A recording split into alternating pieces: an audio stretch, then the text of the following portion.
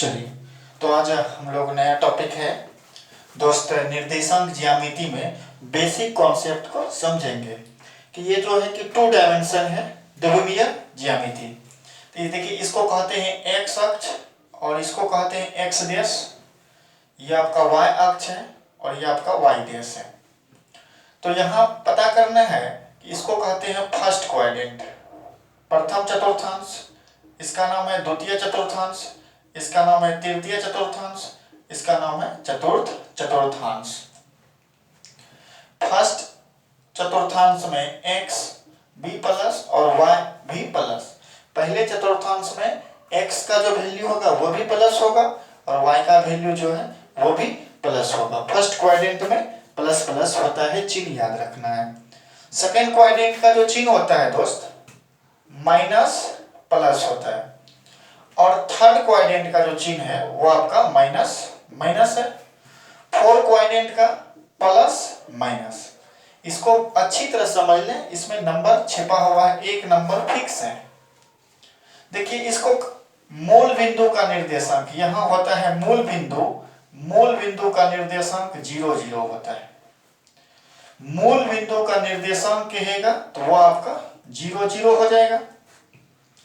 X अक्ष पे स्थित अगर कोई पॉइंट एक्स एक्सिस पर है तो देखो x का होगा और y का 0। x अक्ष पे स्थित कोई पॉइंट है तो x का होगा और y का क्या होगा, 0 होगा। क्वेश्चन कह रहा है x अक्ष का समीकरण। x अक्ष का अगर समीकरण लिखेंगे तो x का होगा और y बराबर क्या हो जाएगा, 0 हो जाएगा। y अक्ष का समीकरण लिखें तो y अक्ष का समीकरण लिखेंगे तो इस बार कौन 0 हो जाएगा, x 0 हो जाएगा। अगर कोई पॉइंट देखिए y एक्सिस पे है तो ये किस फॉर्म में होता है पता होना चाहिए। पहले x होता है उसके बाद y होता है। तो पहले x एक्सिस, y एक्सिस पे कोई पॉइंट होगा तो 0, y होगा। देखिए, y अक्ष पे स्थित बिंदु का निर्देशांक तो x का 0 होगा और y का वैल्यू लिखा जाएगा। x अक्ष पे स्थित बिंदु का निर्देशांक कहेगा तो x का देखिए होगा और y का क्या हो जाएगा, 0। ये चतुर्थांश के बारे में बेसिक था और इसके बाद हम लोग क्लास 10th में जो है यहाँ आपका स्टार्ट होगा। देखिए, मूल बिंदु से किसी बिंदु की दूरी पहले थोड़ा समझा जाए कि दूरी सूत्र कैसे निकलेगा, जरा इसके बारे में समझिए। ए पॉइंट है और बी पॉइंट है। देखो, इसका वैल्यू दे दिया हुआ है x1 y1 और बी पॉइंट का वैल्यू है x2 y2। ए से बी की दूरी निकालना है, ए से बी के दूरी निकालना है तो इसको कहते हैं दूरी सूत्र।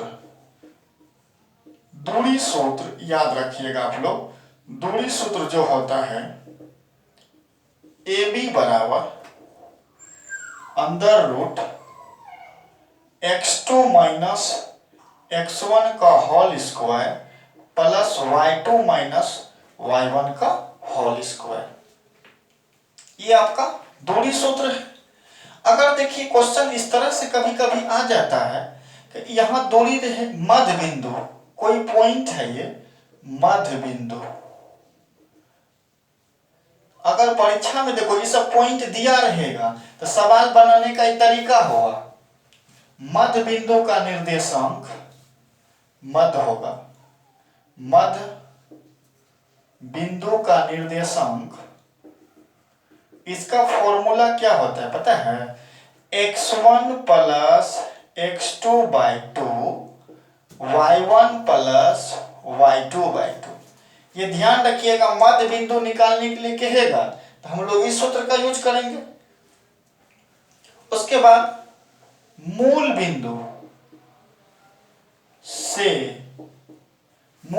से किसी बिंदु की दूरी, मूल बिंदु से बिंदु P x, y की दूरी। देखो, मूल बिंदु से अगर किसी का भी दूरी निकालना हो तो सिर्फ under root x square plus y square. इस पे कोई भी सवाल कहनो सवाल आ जाएगा तो जब मूल बिंदु से दूरी निकालना है तो under root x square plus y square. जैसे कि एक हम क्वेश्चन भी देते हैं आप लोग को और आप लोग इसको कर सकेंगे।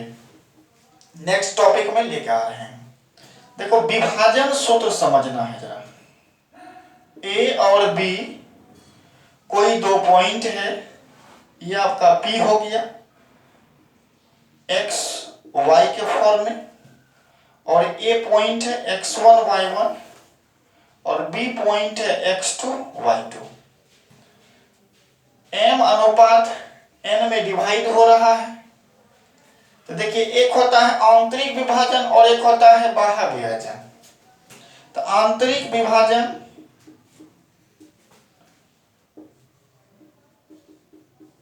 का जो फॉर्मूला हो जाएगा, देखिए ई जो है ना m वो जाता है x2 y2 में, और ये जो n है ये आता है x1 y1 में। जरा याद रखिएगा m x2 plus n x1 बटे होता है m plus n, m y2 plus n y1 बटे होता है m प्लस n। ये देखो आंतरिक विभाजन का एक फॉर्मूला हुआ।